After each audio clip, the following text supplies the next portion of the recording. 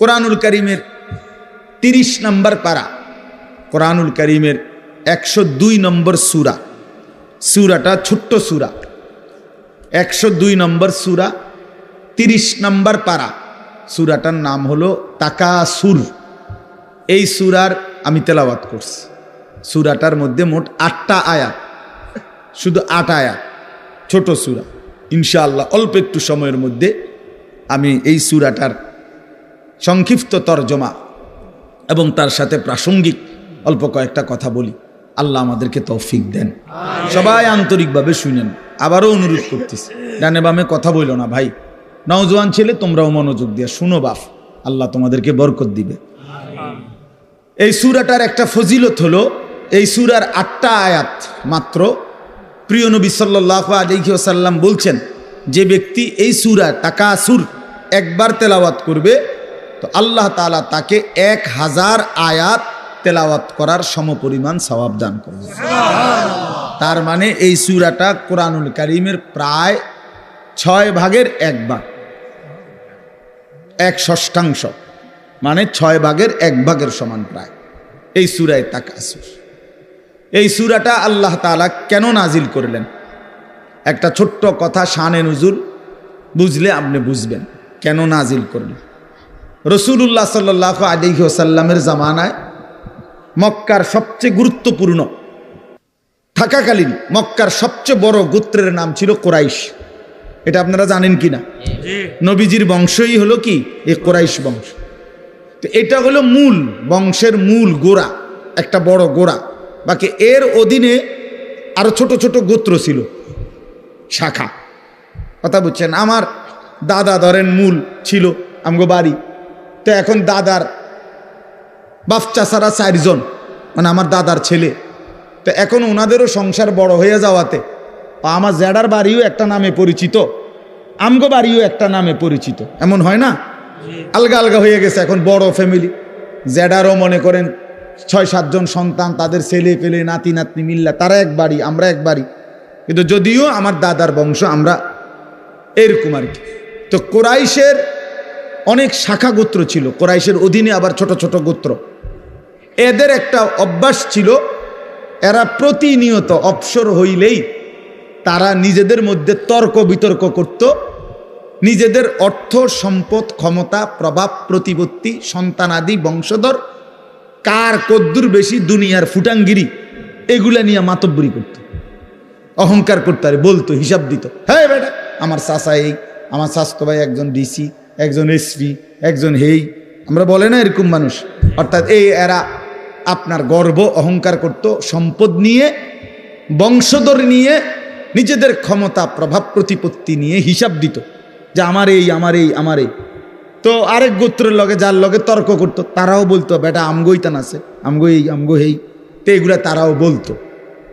এর মধ্যে এক 2টা গোত্র ছিল, বনু আব্দে মানাফ, কুরাইশের একটা শাখা গোত্র, আরেকটা হলো বনু সাহাম, এরাও একটা শাখা গোত্র। এই 2 গোত্রের লোকদের মধ্যে একদিন তুমুল এই নিয়ে তর্ক লাগছে, ভীষণ তর্ক। এই দোনো গোত্রই নিজেদের বংশ গরিমা, অর্থ সম্পদের হিসাব, বিভিন্ন যুদ্ধে এক একজনের এক এক যোদ্ধাদের অবদান এবং নিজেদের শৌর্য, বীর্য, অহংকার, বংশধর, এগুলো বলতেছিল, বারবার শুনাইতেছে আর কি।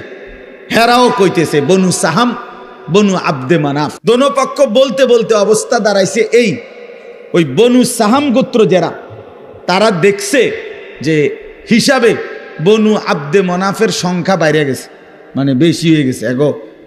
এগো যা যা নাম দাম যা কইছে, যার যেই ক্ষমতা, যার যেই অবস্থা, এতে করে এরা কমে যাইতেছে, হারিয়া যাইতেছে। কারা? বনু সাহাম গোত্র। তো এরা করছে কি, তখন এই বনু সাহাম গোত্র যখন দেখতেছে হেরে যাচ্ছে ওদের থেকে, এইবার তারার আর জীবিত লোক যারা, তারার আর হিসাব দিয়া পারতেছে না, মানে হেরার লগে কুলাইতেছে না। তো হেরা বলতেছে দিগাও, কই কবরস্থানে আসো, কই আসো, কবরস্থানে আসো। হ্যাঁ বেটা, কবরস্থানে আয় বেটা, মরে গেলে কি হইছে, আমরা মরা এগুলোর হিসাব লো। এবার আমার যে চাচা মারা গেছে, আমি কি আসছিল জানো নি বেটা, যেটা কি আছিল এবার এই গেছে এবার কোথায়? কবরস্থানে গেছে, মানে মরা মানুষ সহ। যে বেচারা মরে গেছে তারও শান্তি নেই। এইবার সে কবরস্থানে তারা মানে দেখাইয়া মৃত মানুষদের হিসাব দিয়া নিজেদের বড়াই করতে শুরু করছে। কথা বুঝছেন কিনা বলে? অথচ জীবিত শেষ করে শেষ পর্যন্ত পৌঁছে গেছে কবরস্থানে। মৃত মানুষদেরকে নিয়েও দুনিয়ার এই গর্ব, অহংকার, বড়াই, ক্ষমতার বড়াই, সম্পদের বড়াই, বংশের বড়াই, পরিবার জনগণের বড়াই এই করতেছিল, এইটা করতেছে। এমনকি মৃত মানুষদেরকে পর্যন্ত টেনে আনছে। এই অবস্থায় তাদের এই দিবানিশির এই তর্ক, এর মধ্যে যখন এই গোত্রটা বেশি বাড়াবাড়ি করলো, মানে কি করলো যে জীবিতদেরকে দিয়ে না ফাইরা শেষ পর্যন্ত কই গেল? কবরস্থানে গেল। তখন তারা এই প্রেক্ষাপটে আল্লাহ পাক রব্বুল আলামিন তাদের এই আলোচনা যে হায় মানুষ, তোমরা দুনিয়ার জন্য দুনিয়াতে ডুবে গিয়ে দুনিয়ার অর্থ, বিত্ত, সন্তান, পরিবারের অহংকার করতে করতে শেষ পর্যন্ত কবরে পৌঁছাও হিসাব দিতে শুরু করলা দুনিয়া, অথচ আখেরাতকে ভুলে গেলা। নিজেদের কবর ভুলে গেলা, তাদের কবরে কি হচ্ছে তাও ভুলে গেলা, আখেরাত আর পরকালকে ভুলে গেলা। বান্দা, এটা কি করছো? তোমরা কি করছো? এভাবে বুঝি সবাই তোমরা দুনিয়ার মধ্যেই ডুবে গেলা, আখেরাতকে ভুলে গেলা। কামটা কি করতেছো তোমরা? এটা কি কোনো কাজ হইল? এটা কি কোনো কথা হইল বান্দা? এই আল্লাহ তাআলা তখন এই অবস্থার প্রেক্ষাপটে কোরআনুল কারীমের এই সূরাটি আল্লাহ তাআলা নাজিল করেছেন।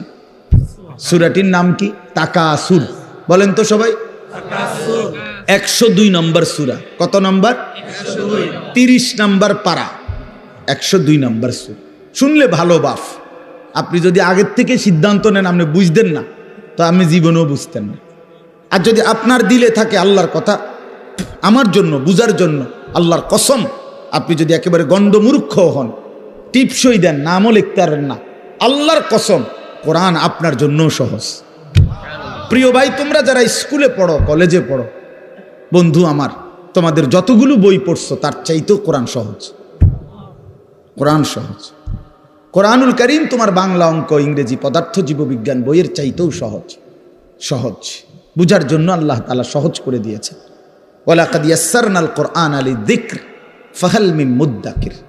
আল্লাহ তাআলা বলে, বান্দা শোনো, আমি অবশ্যই কোরআনকে বুঝার জন্য, শেখার জন্য, পড়ার জন্য, তেলাওয়াতের জন্য, তাফসীরের জন্য, ব্যাখ্যার জন্য, এমনকি আমল করার জন্য আমি আল্লাহ কোরআনুল কারীমকে সহজ করে দিয়েছি। ফাহাল মিন মুদ্দাকির, কে আছো উপদেশ গ্রহণকারী, আমার কোরআন থেকে কিছু নিবা। আল্লাহ ডাক, ওহ মালিক যেন ফেরিওয়ালা, কুদরতি ভাবে আল্লাহ যেন ডাক দিচ্ছে, বান্দা এই আমি এক কোরআন নাজিল করেছি, 23 বছরে আমার বন্ধুর কাছে তোমাদের জন্য সব কিছু বলে দিয়েছি, একদম সহজও করে দিয়েছি। কে আছো তোমরা এখান থেকে উপদেশ নিবা? কে আছো তোমরা এখান থেকে জিন্দেগি গঠন করবা? কে আছো এখান থেকে জীবনের পুঁজি নিবা? কে আছো এখান থেকে দুনিয়ার কর্তব্য বুঝে নিবা, আখিরাতের দায়িত্ব বুঝে নিবা? আল্লাহ যেন ডাকতেছে, ফাহাল মিন মুদ্দাকির, কে আছো তোমরা? কে আছো? আসো। কোরআনুল কারীমে বন্ধু, ইয়া আইয়ুহাল্লাযীনা আমানু, হে ঈমানদারগণ, হে ঈমানদারগণ, হে মুমিনগণ, আল্লাহর কসম বাপ 89 বার, 8, 9, 89, মোট 89 বার আল্লাহ তাআলা আমাদেরকে ডাক দিয়েছেন, হে মুমিনগণ, হে মুমিনগণ, হে ঈমানদার। আচ্ছা, একটা বার ইনসাফের সাথে যুবক ভাই তুমি ভাবো, আর কতবার ডাকলে তোমার মালিক তুমি নামাজ পড়তা? 89 বার তোমার মালিক তোমারে ডাকছে, আর কতবার বললে তুমি সেজদা দিতা? আয় আফসোস। 80 বারের চাইতে বেশি বার আল্লাহ তাআলা বলছে, আকিমুসসালাহ, আকিমুসসালাহ, আকিমুসসালাহ, নামাজ পড়ো, নামাজ পড়ো, নামাজ পড়ো, নামাজ পড়ো, নামাজ পড়ো, নামাজ পড়ো। আর কতবার বললে বন্ধু নামাজ পড়তেন?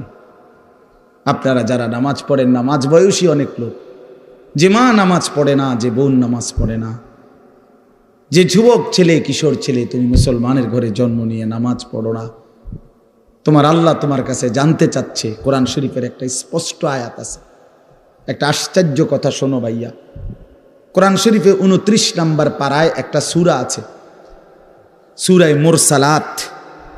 এই সূরাটার নাম কোরআনুল কারীমের, আমি বলতেছি পরে দেখলে কারো মন চাইলে, 77 নম্বর সূরা, কোরআনুল কারীমের 77 নম্বর সূরা। এই সূরাটার নাম হলো মুরসালাত। এই একটি সূরার মধ্যে 50টা আয়াত। ওই সূরাটা, এই 50টা আয়াতের মধ্যে আল্লাহ তাআলা 10 বার, মানে 10টি আয়াত 10 বার একটা কথা বলছে, বারবার একই কথা 10 বার বলছে এক সূরা। কয়বার? কি? ওয়াইলুন ইয়াউমাইদিল লিল মুকাদ্দিবিন, ওয়াইলুন ইয়াউমাইদিল লিল মুকাদ্দিবিন। হে আমার মিথ্যাবাদী নাফরমান বান্দা, শোনো, সেদিন হাসরের ময়দানে তোমাদের জন্য জাহান্নাম। এই কথাইটা 10 বার বলছে এক সূরাতে। কেউ রে ছেড়ে দেওয়া যাবে না, সাফ কথা মিয়া। মুসলমানের এই সন্তান আমাদের সন্তান, এরা আমাদের ছেলে।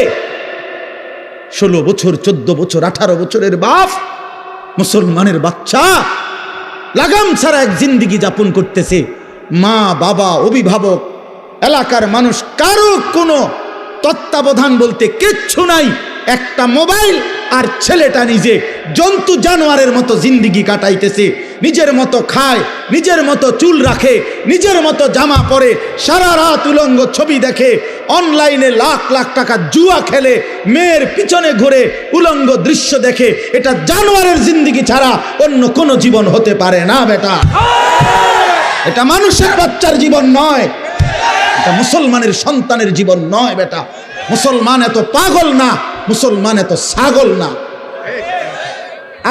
আজকে আমি জুমার নামাজে যাইতেছি, আমার এলাকার বাজার, গরু বাজার, আমি নিজ চোখে দেখছি, আল্লাহর কসম, আমার নিজ চোখে দেখছি ছাগল বাজারের মধ্যে যে ছাগলটি উঠছে, ওমা 3-4টা মানুষরূপী ছাগল একটা ছাগলটির ভিডিও করতে আছে। ওইটা কি ছাগল? তোরে কি কামড়াইছে? তোরে কোন শয়তানে কামড়াইছে তোরে? তুই ছাগল উড়াস কীর্তি বলে? একের কসম আল্লাহর, আমি নিজ চোখে দেখছি। আপনি বলেন না, ইনসাফের কথা বলো ভাই, তোমরা বলো ভাই, এটা কি? এই গরু বাজারের ছাগল, এগুলো তুই ছাগল, তুমি এক ছাগল না? তুমি এগুলো কেন উঠাচ্ছ? এতটুকু এহসাস, এতটুকু বিবেক তো থাকবে। আমি কি করছি, আমি কি করছি সারাটা দিন? এটা কি জীবন মিয়া? সারাটা দিন মোবাইল, সারাটা দিন নারী, ছবি, নাচ, গান, উলঙ্গ দৃশ্য, সারাটা রাত জিনা ব্যভিচারের দৃশ্য। হায় রে মুসলমানের বাচ্চা, হায় রে বাপ, কে তোরে আল্লাহ চিনাইবে? বাপ, কে তোরে মালিক চিনাইবে? 365 দিনে, খোদার একটা বছরে তুমি কোনো দিন ফজরের নামাজ পড়ো না বন্ধু? কেউ কি নাই তোমার যে তোমারে মনে করায় দিবে যে তোমার একজন আল্লাহ আছে, কবর আছে, আখিরাত আছে? আহা, মা কোথায়, বাবা কোথায়? কেউ তার প্রতি কোনো মায়া নাই। ছেলেটা নষ্ট হয়ে যাইতেছে, চরিত্রহীন হয়ে যাইতেছে, চোখের সামনে একটা সুন্দর জীবন শেষ হয়ে যাচ্ছে, কারো কোনো আফসোস নেই, আফসোস নেই। নারী দেখতে দেখতে, ছবি দেখতে দেখতে, বন্ধুদের আড্ডা দিতে দিতে ছেলেটা শেষ হয়ে যাইতেছে।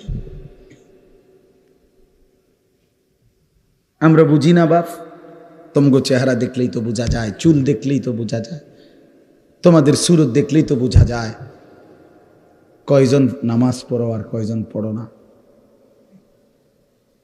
বোঝা যায় না বাপ? বেনামাজি দেখলেই তো চেনা যায় বন্ধু, বেহায়া দেখলেই তো চেনা যায়, দুশ্চরিত্র দেখলেই তো চেনা যায়, অসভ্যরে দেখলেই তো চেনা যায়, নির্লজ্জ বেহায়াকে দেখলেই চেনা যায়। আহা, বহুতই আফসোস, আপনারা জানেন না এটা। বয়স্ক বাবাদেরকে বলছি, আজ মুসলমানের মা বাপ সবাই ব্যস্ততা হলো খাট পালং সোফা ফার্নিচার, ইট বালু সিমেন্ট টাইলস এই নিয়ে ব্যস্ত। ঘর সাজাচ্ছে, ফার্নিচার বানাইতেছে, আসবাব কিনতেছে, মজার মজার বাজার করতেছে, 10 আইটেমের রান্না হচ্ছে, খাচ্ছে, ফুর্তি করতেছে। বাকি টাইম কেউ বয়স্ক চাচারা চা দোকানে টেলিভিশন, মা বোনরা ঘরের মধ্যে টেলিভিশন, আর মুসলমানের সন্তান প্রত্যেকে একটা একটা মোবাইল নিয়ে অবসর কাটাইতেছে। খালাস, এরই নাম মুসলমান? এটাই মুসলমানের মহল্লা? এটাই আমাদের জিন্দিগি? এখানেই শেষ আমরা?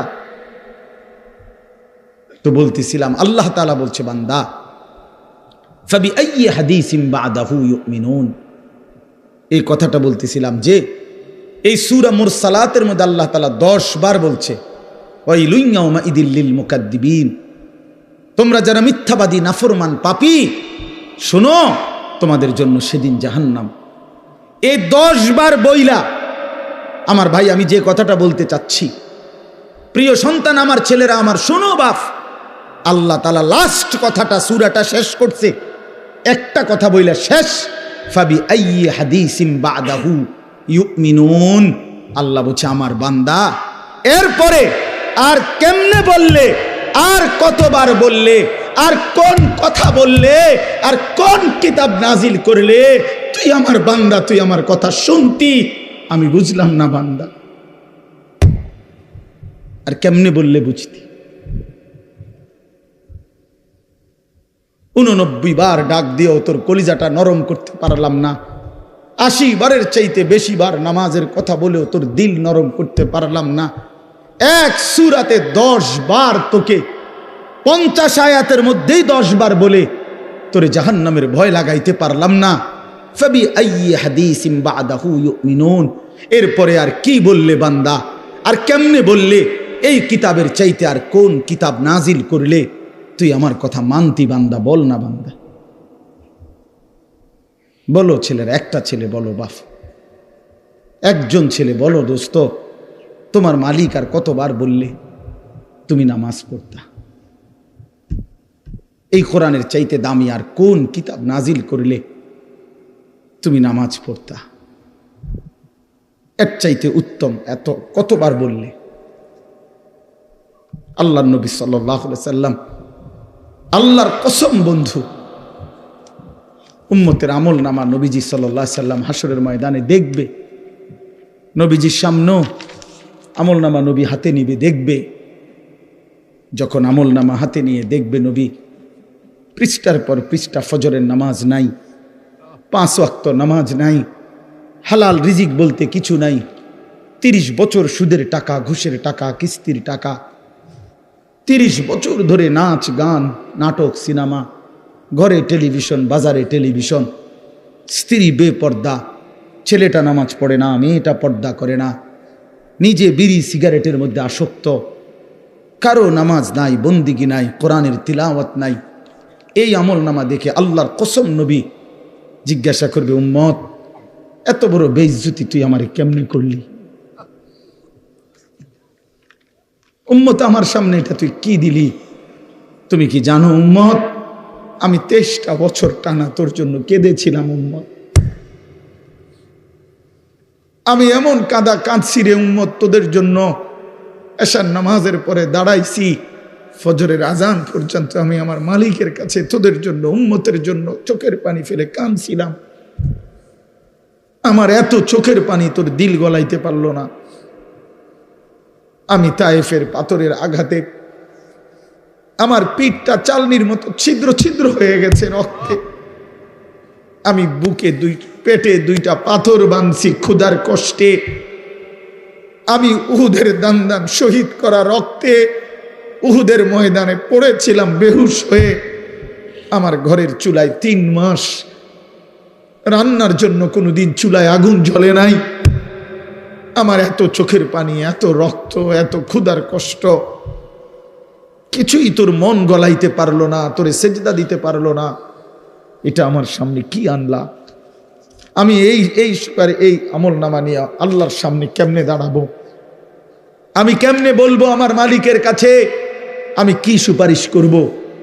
আমি কেমনে বলবো রব্বুল আলামিন এটা আমার শ্রেষ্ঠ নবীর শ্রেষ্ঠ উম্মতের আমল নামা? বল ভাই আমার, তুমিই বলো, তুমিই বলো।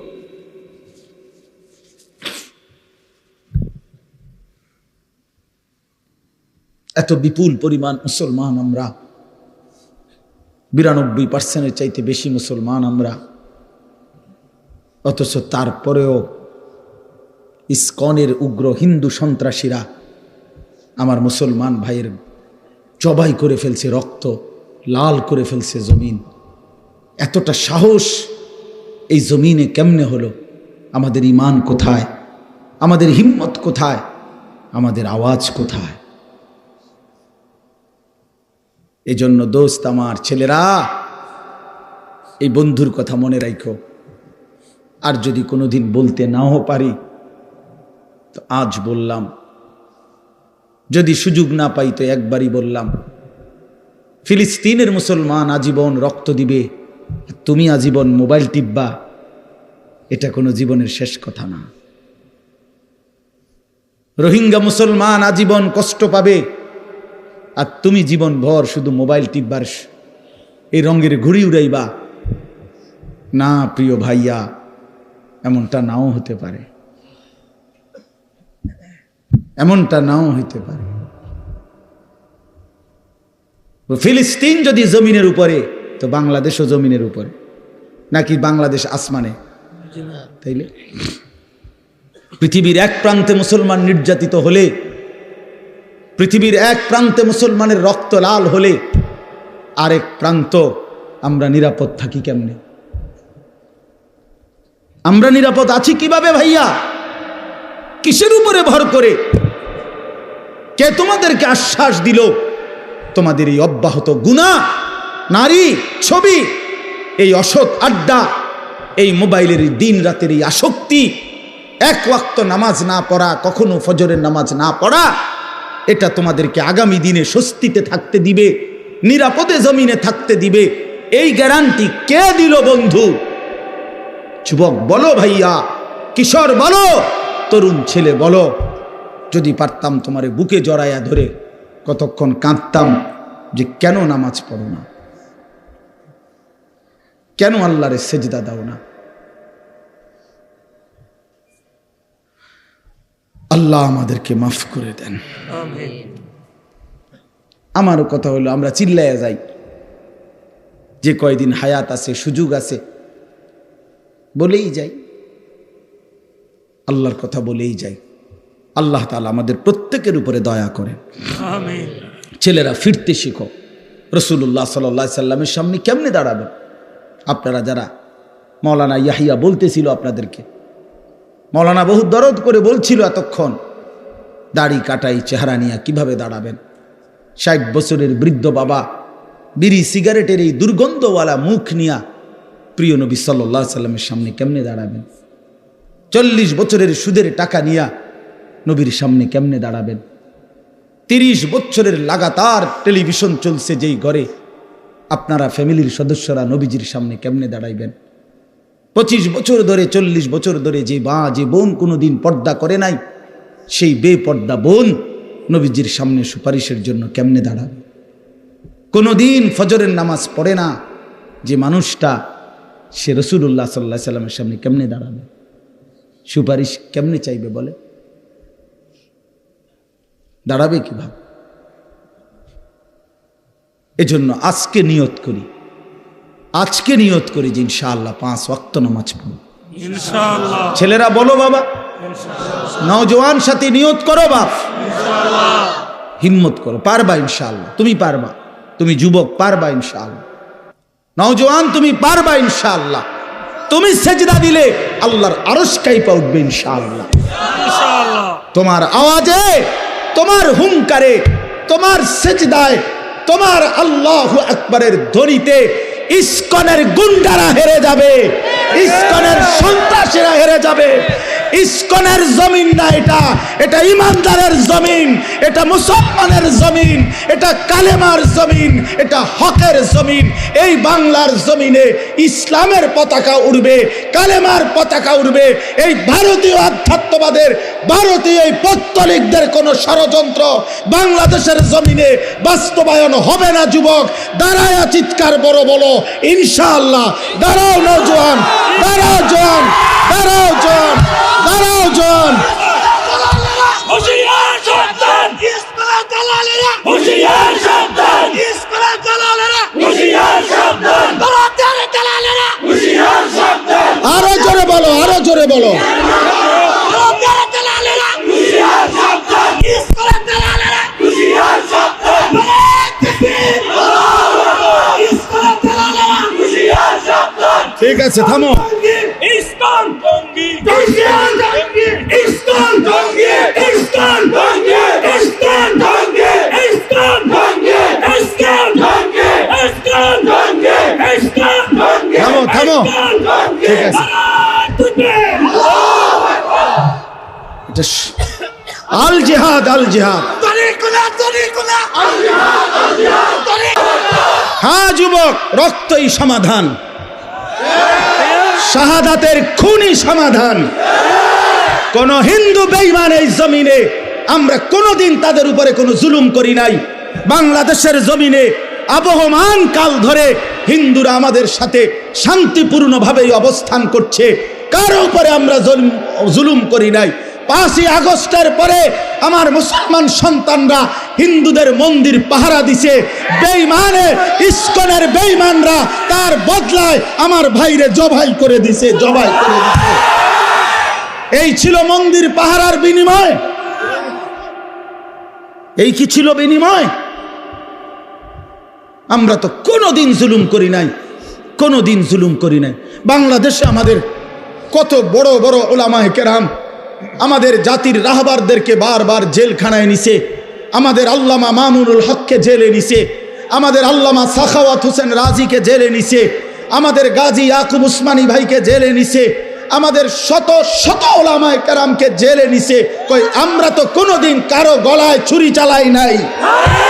তাহলে তোরা বেঈমান, তোদের একজন বেঈমানের কারণে ওই বেঈমান নারী লোভী, ওই বেঈমান কিশোর বলাৎকারকারী, ওই বেঈমান যৌন নির্যাতনকারী, ওই চিন্ময় কৃষ্ণ দাস একটা অসভ্য, একটা নরপশু, একটা নরপশু, ওই বেঈমানের কারণে মুসলমানের গলায় ছুরি দিলি কেন? একটা 2.5 বছর 3 বছরের বাচ্চা, তার ওই বাচ্চা বাপ ডাকবে কাকে এখন?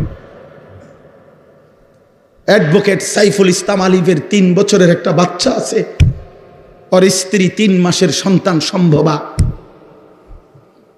গর্ভবতী নারী, স্বামীহারা, এতিম সন্তান, বাপ হারা। তোমরা ছেলেরা, অনুরোধ করছি ছেলেরা, বাপ তোমরা জানো না এটা প্রমাণ করে দিছে দুশ্মন, পাইলে তোমারে জবাই করে দিবে। বেডি চাইও না, বেডি চাইও না, ছেড়ে দাও। বেডির পিছনে জীবন শেষ করো না, নর্তকীর পিছনে জীবন শেষ করো না। ছেলেরা ভুল করতেছ, ভুল করতেছ। বেঈমান পাইলে তোমারে বা আমারে হুজুর দেখবে না। বিষয়টা হুজুরের লগে না, বিষয়টা ইমানদারের সাথে। কি ইমানদারের সাথে কিনা বলেন? তুমি যত রঙেই সাজো, তোমার চুল ড্রেস আপ যাই বানাও, তোমার আইডেন্টি কার্ড তুমি ছিঁড়ে ফেলবা কেমনে? তুমি যে মুসলমান, তোমার এনআইডি তুমি ছাড়বা কেমনে? তোমার ভোটার আইডি কার্ড তুমি বাদ দিবা কেমনে? তোমার জন্ম নিবন্ধন তুমি বাদ দিবা কেমনে? তোমার পাসপোর্টে তোমার ঠিকানা বাদ দিবা কেমনে? তুমি মুসলমান, এই পরিচয় তো ভুলতে পারবা না, ছিঁড়তে পারবা না, মুছতে পারবা না। অতএব ঈমান নিয়েই বাঁচতে শিখো, জান দিয়েই বাঁচতে শিখো, শাহাদাতের খুন দিয়েই বাঁচতে শিখো ইনশাআল্লাহ। শহীদের রক্তের উপরে, সাইফুল ইসলামের রক্তের উপরে ইনশাআল্লাহ ইসকনের কবর হবে ইনশাআল্লাহ, কবর হবে ইনশাআল্লাহ, ইনশাআল্লাহ, কোনো সন্দেহ নাই। ওই বেঈমান হেরে যাবে ইনশাআল্লাহ। ওরা জানে না ভারত, ওরা জানে না 550 বছর এই গোটা হিন্দুস্তান, পাকিস্তান, ভারত, বাংলাদেশের পুরা উপমহাদেশ মুসলমানরাই শাসন করেছিল। তুমি সংখ্যা কম মনে করছো। হ্যাঁ মুসলমান, তোমার 110 কোটি না 310 কোটি হোক, ইমানদার অল্পই অসংখ্য বেঈমানের মোকাবেলায় যথেষ্ট। আমার ছেলেরা যেদিন জাগবে, আমার নওজোয়ানরা যেদিন জাগবে, সেদিন ভারতের আব্বাও টিকবে না ইনশাআল্লাহ। আল্লাহ আমাদেরকে তৌফিক দান করেন, আল্লাহ আমাদেরকে হিম্মত দান করেন, আল্লাহ আমাদের যুবকদেরকে আগামীর ইসলামের জন্য কবুল করে নেন। আগামীর স্বপ্ন দেখি আমরা তোমাদেরকে নিয়ে ইনশাআল্লাহ। আমি চলে যাই, কোনো সমস্যা নাই। আনিসুর রহমানের রক্তে জমিন ভেসে যাক, কোনো অসুবিধা নাই। এমন 2, 4, 10, 50 জনের রক্ত ঝরলে কিচ্ছু হবে না, ওই রক্তে ঈমানের পতাকা উড়বে ইনশাআল্লাহ। আল্লাহ তৌফিক দান করেন। চলো ভাই, আল্লাহ তাআলা বললেন এই মক্কার কাফেরদের, কুরাইশদের এই হালাতের উপরে আল্লাহ তাআলা কি বললেন? আল্লাহ তাআলা বললেন আলহাকুমুত তাকাসুর। এইবার তর্জমা শুনেন, তাইলেই কথা শেষ। আল্লাহ তাআলা বললেন আলহাকুমুত তাকাসুর হাত্তা জুরতুমুল মাকাবির। আল্লাহ বলেন হায় বান্দা, কি করলা? অর্থ সম্পদ, ঘর বাড়ি, বংশধর, এই দুনিয়া নিয়া বাড়াইবার নেশা তোমাদেরকে আলহাকুম দুনিয়ার মধ্যে ডুবাইয়া ফেললো, আখেরাত ভুলাইয়া দিল। এই আলহাকুম শব্দের অর্থ দুইটা, শাগালাকুম, আনসাকুম। এক অর্থ হইল তাকাসুর শব্দের অর্থ হলো বাড়ানোর নেশা। এই কথাটা বুঝছিনি? কিসের নেশা? সম্পদ বাড়ানো, ক্ষমতা বাড়ানো, বংশধর বাড়ানো, নেতাগিরি ফেতাগিরি, এগুলোর মানে দুনিয়া বাড়ানোর নেশা তোমাদেরকে আলহাকুম আই শাগালাকুম ব্যস্ত করে ফেলছে ফিল দুনিয়া, দুনিয়ার ব্যাপারে। আর কি করছে? আনসাকুম আল আখেরা, আর তোমাদেরকে আখেরাত ভুলাই দিছে। এরই মধ্যে হাত্তা জুরতুমুল মাকাবির, একদিন তোমরা কবরেই পৌঁছে গেলা। কোথায় পৌঁছে গেলা? এই কি সুন্দর কথা। আল্লাহ বলছে আলহাকুমুত তাকাসুর। আমার বান্দা দুনিয়া বাড়ানোর নেশা করতে করতে, এ দুনিয়া দুনিয়া দুনিয়া করতে করতে হাত্তা জুরতুমুল মাকাবির, একদিন তোমরা কবরেই পৌঁছে গেলা। কই পৌঁছে গেলা? এই মানুষ বলে না, আরে কও কি, কালকেও তো তার লগে চা খাইছি, হে মারা গেছে, ইন্নালিল্লাহ, এরকম বলে কিনা মানুষ? আরে আরে কও কি, এই যে গত সোমবারে একসাথে গেলাম আমরা মুরাদনগর থেকে কোম্পানিগঞ্জে, সে মারা গেছে। এইভাবে, অর্থাৎ এই দেখতে দেখতে দেখতে দেখতে নাই, দেখতে দেখতে নাই, দেখতে দেখতে নাই। আল্লাহ বলেন একদিন এই দুনিয়া দুনিয়া করে করে অর্থ বিত্ত, টাকা পয়সা, ঘর বাড়ি দালান, দেখবা দোতলার ছাদের কাম বাকি, 3 তলার আস্তর বাকি, খাট এখনো দোকানে বেটা এখনো দেয় নাই, হ্যাঁ সোফা বানানি শেষ হয় নাই, বিল্ডিংয়ের ইট গাঁথা শেষ হয় নাই, এখনো সবগুলো টার্গেট পূরণ হয় নাই। এরই মধ্যে দেখবে একদিন হাত্তা জুরতুমুল মাকাবির, পৌঁছে গেছো কবরে, পৌঁছে গেছো কবরে। তো আল্লাহ তাআলা বলেন তোমরা দুনিয়ায় ডুবে গেলা, আখেরাত ভুলে গেলা, তোমাদের বাড়ানোর নেশা, সম্পদ, প্রাচুর্য তোমাদেরকে অস্থির করে ফেললো। হাত্তা জুরতুমুল মাকাবির, একটা পর্যায়ে তোমরা কবরেই পৌঁছে গেলা। এই কবরে পৌঁছে এবার আল্লাহ বলেন কাল্লা সাউফা তা'লামুন। আল্লাহ বলেন বান্দা শোনো, সাবধান, এই কবরে আসলেই অল্প সময়ের ব্যবধানেই তোমারে বুঝাই দেওয়া হবে তোমার এই দুনিয়ার লোভ আর আখেরাতের প্রতি বিমুখ এর পরিণতি কবরে কি। আমি আল্লাহ কবরের প্রথম আযাব দিয়েই তোমারে আমি বুঝাই দেব। সুম্মা কাল্লা সাউফা তা'লামুন, অতঃপর আবার পুনরায় হাসরের ময়দানে নিয়ে জাহান্নামের আযাব দিয়ে দ্বিতীয়বার আবার বুঝাবো আমার নাফরমানির শাস্তি আর পরিণতিটা কি। এই কথা স্পষ্ট তাফসীরে লিখছে, কাল্লা সাউফা তা'লামুনা ফিল কবরে সুম্মা কাল্লা সাউফা তা'লামুনা ফিল আখিরাতে। একবার তুমি বুঝবা কবরে, আরেকবার তুমি বুঝবা আখিরাতে। আখিরাতে এই হারাম, এই সুদের টাকা, ঘুষের টাকা, কিস্তির টাকা, এই 2 নম্বরই টাকা, বাটপারি টাকা, ওজনে কম দেওয়া টাকা, 3 নম্বর মাল রে কইছো 1 নম্বর, ফসা কমলা দিয়া ডজন বেচ চালাইছ বাটফার 100 গ্রাম কম দিয়া 1 কেজি গোস্ত বেচ চালাইছ হ্যাঁ সদবদ কই শিখছো এসব বাটফারি এত কিস্তি এত আমি একটা এটা গোস্তর লগে আমার ঝগড়া না ভাই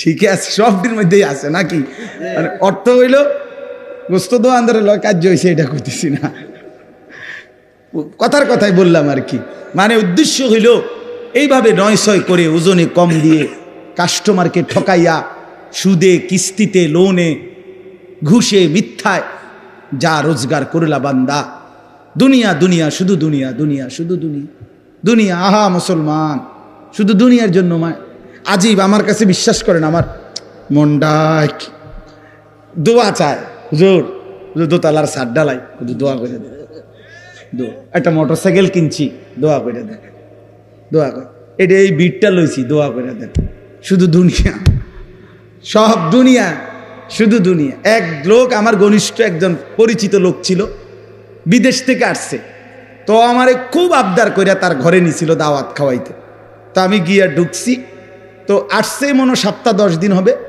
একটা বড় চ্যাপ্টার টেলিভিশন আনছে এরকম চওড়া তো এটার যে উপরে বক্সটা এটা অনেক খুলছে না আর কি তো এইটা দেখাই আমারে কইতেছে হুজুর 1,10,000 টাকা খরচ হয়েছে এটা পুরা আনতে দোয়া করি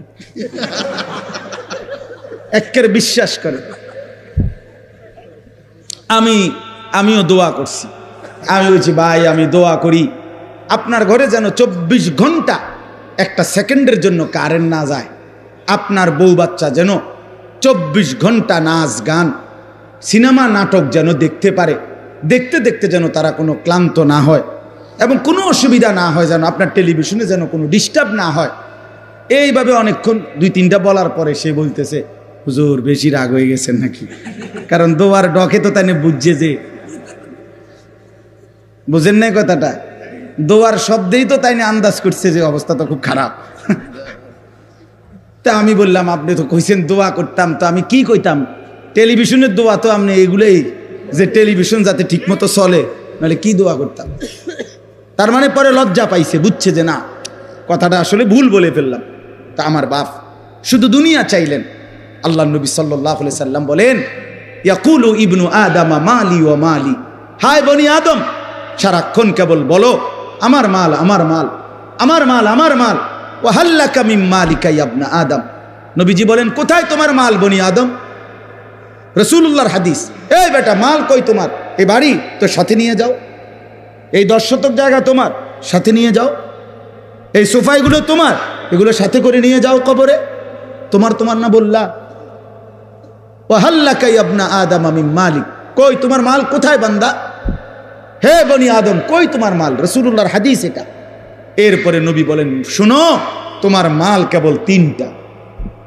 কোন মানুষের মাল কয়টা 1 নাম্বার মা আকালতা ফাআফনাইতা যেটা তুমি সরাসরি খাইছো এটা তোমার পেটে যেটা গেছে 2 আও লাবিস্তা ফাআবলাইতা যেটা তুমি সরাসরি গায়ে দিছো পোশাক তোমার গায়ে এটা তোমার আও তাসাদদাকতা ফাআমদাইতা যেটা আল্লাহর রাস্তায় সাদাকা করছো যাকাত ফিতরা দান সাদাকা এতিম গরিব অসহায় ফকির মসজিদ মাদ্রাসা উলামায়ে কেরাম যেখানে খরচ করছো ফাআমদাইতা সেটা তুমি আখিরাতে পৌঁছাইছো সেটা তোমার এই কয়টা হলো 3টা যা খাইছো যা পড়ছো যা দান করছো ওয়ামা সিওয়া যালিকা আর বাকি সব কিছু ফাজাহিবুন তোমার থেকে চলে যাবে ওয়া তারিকুহু লিন্নাস মানুষের জন্যই রেখে যান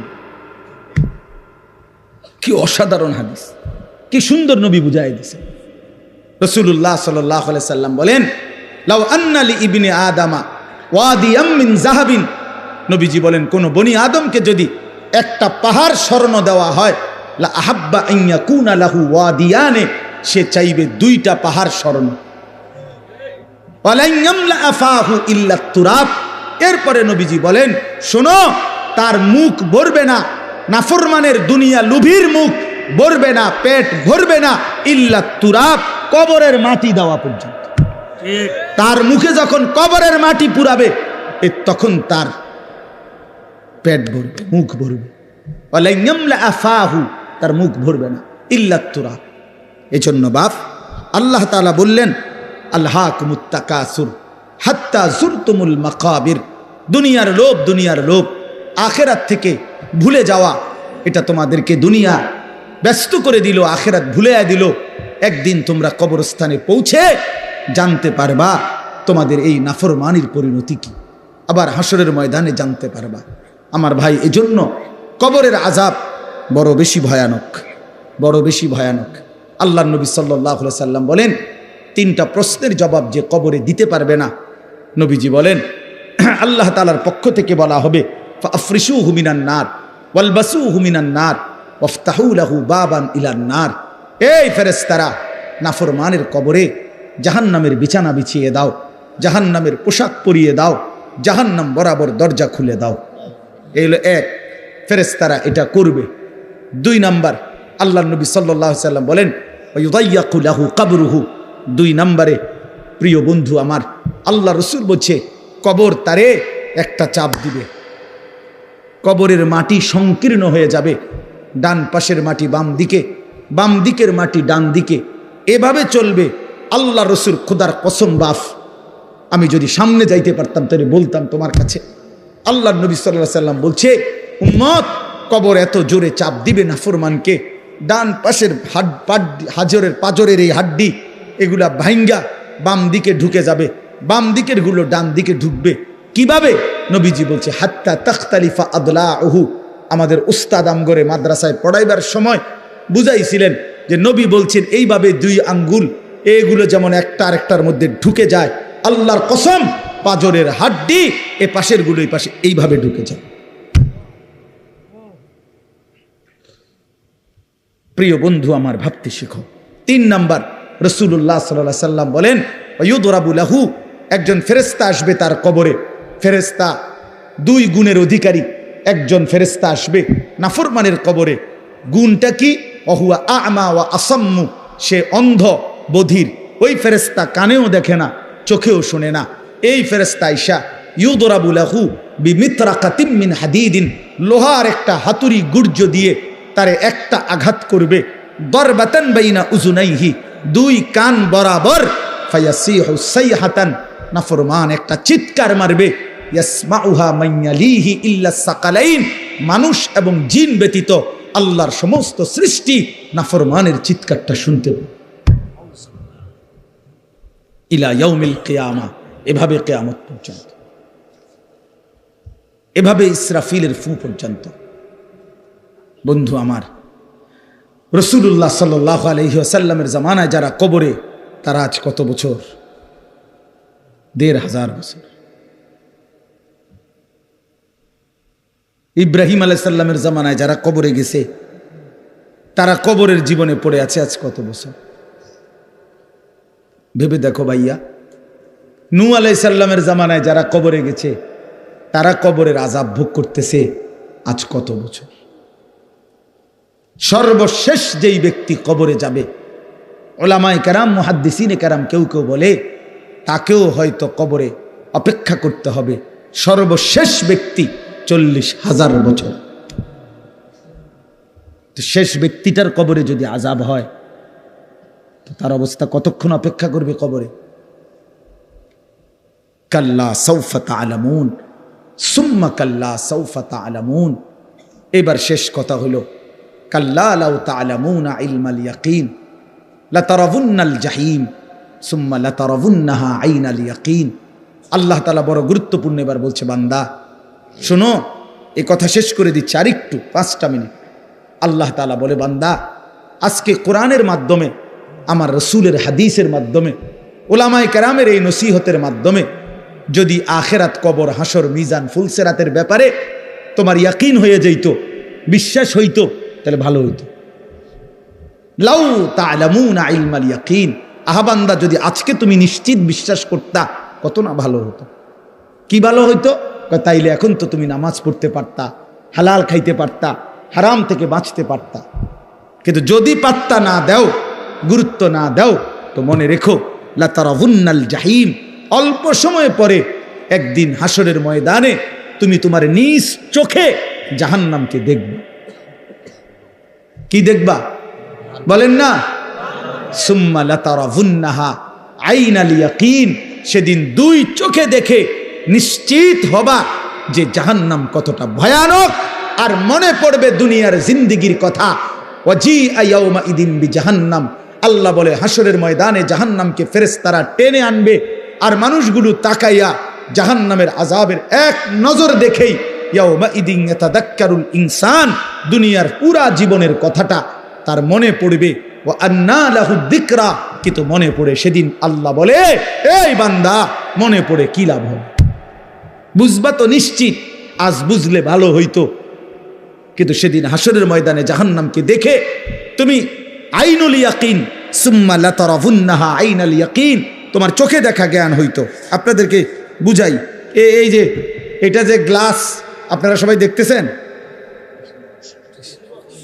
কথা বলেন না কেন? এই যে গ্লাসটা আপনারা দেখতেছেন, কি দেখতেছেন? সবাই নিশ্চিত তো? কেমনে এত নিশ্চিত হলেন? এই যে চোখে দেখতেছি, আপনি কইলেব নাকি হুজুর গ্লাস আন্তাজি, আমরা কি বেকুবনি? কথা বুঝেন নাই? তাহলে এটা কি নিশ্চিত তো? এই যে আইনুল ইয়াকিন, এই যে চোখে দেখা নিশ্চিত।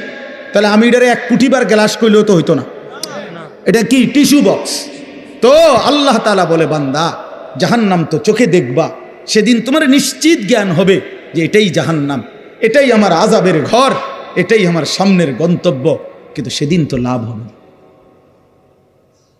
সেদিন তো লাভ হবে না। কিশোর ছেলে আমার, যুবক বন্ধু আমার, প্রিয় ভাই আমার, নষ্ট হইও না, চরিত্রহীন হইও না, দুশ্চরিত্র হইও না বন্ধু, অসৎ বন্ধুর পাল্লায় যাইও না, নারীর আসক্ত হইও না, মোবাইলের আড্ডা জুয়ার আড্ডায় যাইও না বন্ধু।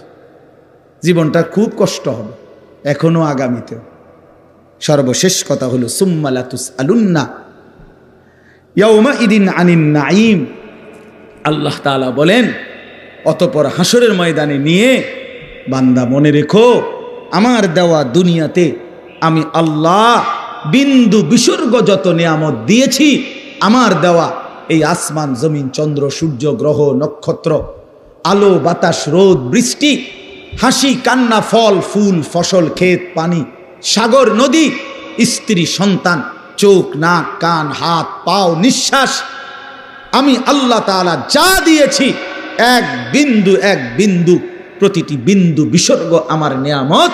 আমি আল্লাহ জিজ্ঞেস করব, শুকর আদায় করছো কদ্দুর, নাফরমানি করেছো কদ্দুর। সুম্মা লাতুসআলুন্না ইয়াউমাইদিন আনিন নাঈম, প্রতিটি নিয়ামতের ব্যাপারে বান্দা জিজ্ঞেস করব, একটাও ছাড়ব না। প্রতিটা হাসি প্রতিটা কান্না হিসাব দিতে হবে, প্রতিটা চোখের পলক হিসাব দিতে হবে, নিঃশ্বাসের প্রতিটা হিসাব দিতে হবে, প্রতি ঢোক পানি যে পান করছো হিসাব দিতে হবে, প্রতি লোকমা খাবার খেয়েছো হিসাব দিতে হবে বন্ধু, চোখের প্রতিটা পলকের হিসাব দিতে হবে, কানের প্রতিটা শ্রবণের হিসাব দিতে হবে, কদমের প্রতিটা হাঁটার হিসাব দিতে হবে, হাতের প্রতিটা উঠানামার হিসাব দিতে হবে। প্রিয় বন্ধু আমার, ইন্নাস সামা ওয়াল বাসারা ওয়াল ফুআদা কুল্লু উলাইকা কানা আনহু মাসউলা, আল্লাহ বলে মনে রেখো বান্দা, তোমার কান তোমার চোখ তোমার দিল তিনোটাকেই আমি আল্লাহ প্রশ্ন করব। তোমার দিলও বলে দিবে তুমি কি কি কল্পনা করছো। শাহিদা আলাইহিম সামউহুম ওয়া আবসারুহুম ওয়া জুলুদুহুম, তোমার কান তোমার চোখ তোমার সারা দেহের চামড়া আমি আল্লাহর কাছে তোমার জিন্দেগির সাক্ষ্য দিবে। ইয়াউমা ইদিন তুহাদ্দিসু আখবারাহা, তোমার পায়ের নিচের জমিন তোমার ব্যাপারে সাক্ষ্য দিবে। আল্লাহ বারবার বলছে, শেষ কথা, প্রিয় ভাই আমার, বাবারা আমার, প্রত্যেকেই ফিকির করেন, মানুষের ফিকির করেন, খাটফালমের না। ইডি হুদ্দা একবারে শুধু এই সোফা যে বেটা বানাইছেন আমনে ময়রা চাচা 20 বছরের মাথায় আমনে শুধু একটা বার ফেরেস্তারে বলিয়া বলে ভাই একটা ঘন্টা আমি যামু আর আমি তো আমার ঘর চিনি, দেরি হইতো না, অন্যদিকে যাইতামে না, শুধু আমার ঘরে আমি বহুত কষ্টে খাট পালং সোফা ফার্নিচারটি বানাই দিয়ে আইছিলাম, এটি কোনোটা নষ্ট হয়েছে নি কিন্তু চাই শুধু এই কথাটা বলিয়া যদি আপনি কবর থেকে 20টা বছরের মাথায় আরেকবার আইসা দেখেন, আমনের ঘরে ঢুকলে আপনি কিচ্ছু খুঁজা পাবেন না। যদি পুতেরে আর নাতিরে বলেন, কিরে নাতি পুত, আমি যে সোফাটি বানাইছিলাম হেডি কই, ওই বলবো আব্বা এটি চলে না। কি কর না করি, আর গত 5-7 বছর আগে তো হালাই দিছি, এটি চলে না। ধোকা ধোকা, দুনিয়া ধোকা ধোকা ধোকা ধোকা, ধোকার দুনিয়া। এজন্য মাঝ বয়সী বাবা আপনাদেরকে বলি, খাট পালং আর সোফা, ক্ষেত ফসল আর জমি, ইট বালু আর সিমেন্ট এর হিসাব না দিয়া স্ত্রী সন্তানের হিসাব দেন। ছেলেটা নামাজি কিনা, মেয়েটা পর্দানসীন কিনা, স্ত্রী পর্দানসীন কিনা, ছেলের বউ পর্দা করে কিনা, মেয়ের জামাই আপনার হালাল খায় কিনা, ছেলের রোজগার হালাল কিনা, ঘরে টেলিভিশন বন্ধ কিনা, সকলে আল্লাহর কোরআন পড়ে কিনা, সবাই ফজরের নামাজ পড়ে কিনা। বেড়া হইলে এই মাইক দিয়া এনে এনে খারাইয়া কোন হ্যাঁ আপনি বলেন ভিডিও হইবে, এখন রেকর্ডিং হইব, কোন আসেন।